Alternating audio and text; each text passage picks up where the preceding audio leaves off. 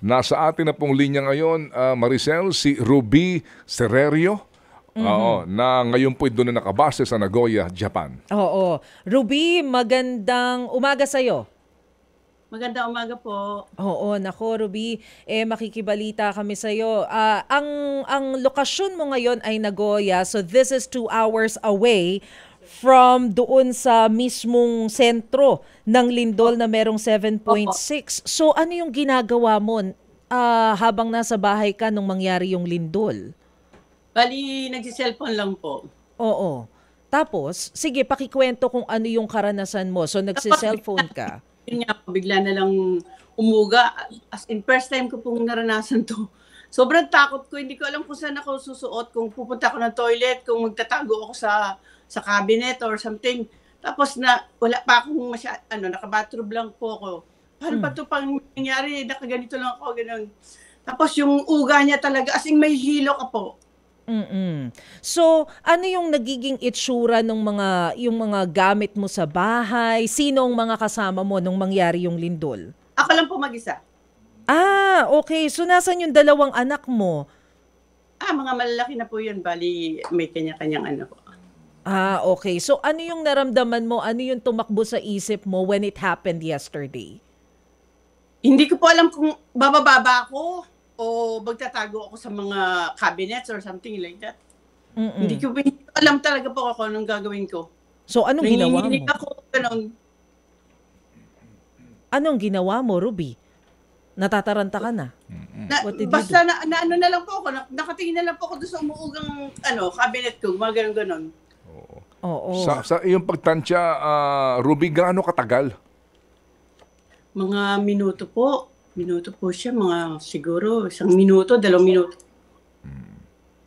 At Ruby, noong ngang yumayanig, hindi ka kamo makatayo sa lakas. Opo. Hilo po nakakahilo po kasi.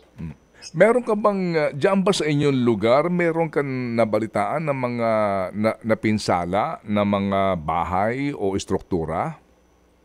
Dito po sa may bandang amin, wala po akong kasi hindi pa po kasi ako lumalabas mula kahapon. Ah, okay. Oo.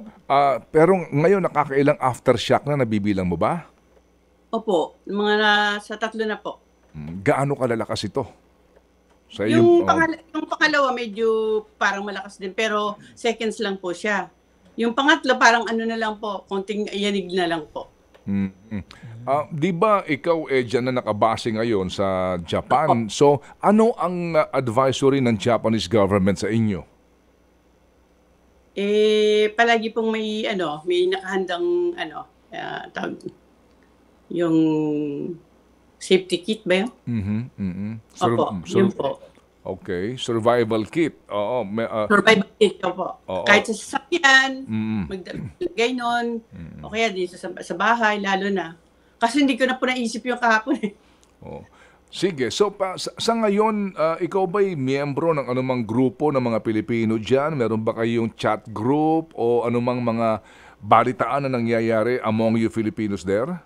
Meron po. Oo. Anong balita mo doon sa mga kababayan natin naman na malapit-lapit sa epicenter sa Toyama? Medyo yung iba po, lalo na yung mga trainee, ganun. Marami po trainee doon So, bali parang yung kanilang, yung road po. Kalsada? Oo. Yung kalsada po. Anong sabi? Nagkapit? Kaya- Baka magkakaroon sila ng problema dahil next week, magkakatrabaho na uli. Yun na po. Oh, sige. So, go ahead, Sal. Hindi, Manong Ted, gusto ko lang malaman kung gaano nakatagal si Ruby doon sa Japan. Kasi sabi niya first time na na-experience to. Ilang taon ka na ba Ganun dyan? kalakas. Na ganong kalakas? 30 plus po.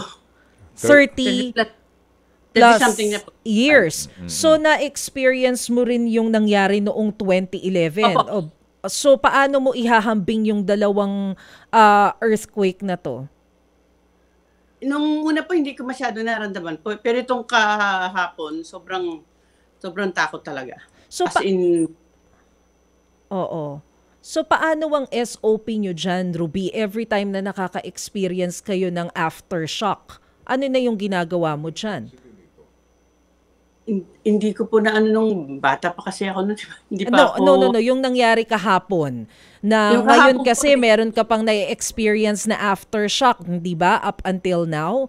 So every time na nakaka-experience ka ng aftershock, ano yung SOP nyo dyan? Ano yung mga ginagawa mo? ayun, inahanda ko yung mga survival kit or something. Oo. Pero paghanda mo, I mean, kasi halimbawa, dito kasi sa Pilipinas, I don't know kung ano yung protocols dyan sa Japan eh. Pero dito kasi sa Pilipinas, every time na may ganon, either lalabas ka ng establishment or magtatago ka dun sa mga matitibay. Opo, sa mga koen. Koen po ang tawag doon. Oo. So, ganun din. Opo, Pero ganun din po. after the earthquake, hindi naman naapektuhan yung inyong mga utilities like yung inyong tubig, kuryente, Hindi naman po. ibang klase Parang talaga wala sa lang Japan. po. Oo. Okay po dito. Oh, sige. Wala lang, normal na. Pagkatapos lang nung uga, wala rin, parang normal din lang na babalik sa Oo, Ewan siguro. ko lang po talagang na apektuhan na lugar. Oo nga, no, kasi depende nga doon sa lugar. Pero ikaw ba nagmo-monitor ka ng news diyan sa inyong lugar? Saan ba mga lugar ang so far nakita mo, na panood mo na ang report matindi ang pinsala? Sa may nga po, Shizuoka ba yun? Mm. Opo, yun po, ang yata. O sige. So, sa ngayon, ano ang advisory diyan mismo sa kung saan ka nakabase sa Nagoya? You can report for work, you can go out as usual, wala namang mga prohibitions sa iyo. Wala Ruby. pa po. Bali, may mga alert na notification lang po. Yun lang po. Nag-a-alert sa television, pati sa cellphone mo. Sa cellphone po. At saka po sa trabaho namin. Oo. Okay, sige. May nangyari sa akin, mawala ako. Malulocate po nila ako kung nasaan ako. Okay. Sige. Ang trabaho mo ngayon ay nasa recycling plant? Recycle shop po. Opo. Taga saan ka sa Pilipinas, Ruby? Sa Pampanga po. Okay. Sige. Saan sa Pampanga? Sa Angeles po. Uy, Maya Paabak sa mga taga Angeles City. Opo. Oo. Po sa mga Pampanga. Yan. Sige. So, salamat sa iyong panahon, Ruby, na iyong binigay sa amin. Mag-iingat ikaw, ha? Opo, salamat po. Opo, dakal pong salamat, ne. Dakal pong salamat. Thank you. Po. Okay. Si Ruby. Sererio, na taga Angeles City, Pampanga. Hindi ko natanong saan sa Angeles. Kung siya ba ay sa Balibago o taga area ng dito po sa Holy Angel, sa Angeles City. Maganda umaga po sa mga taga Angeles City na nakikinig ngayon sa ating pong programa. Ted Filon at DJ Chacha. Ngayon, nasa Radyo 5, 92.3 News FM. Monday to Friday, 6 to 10 a.m.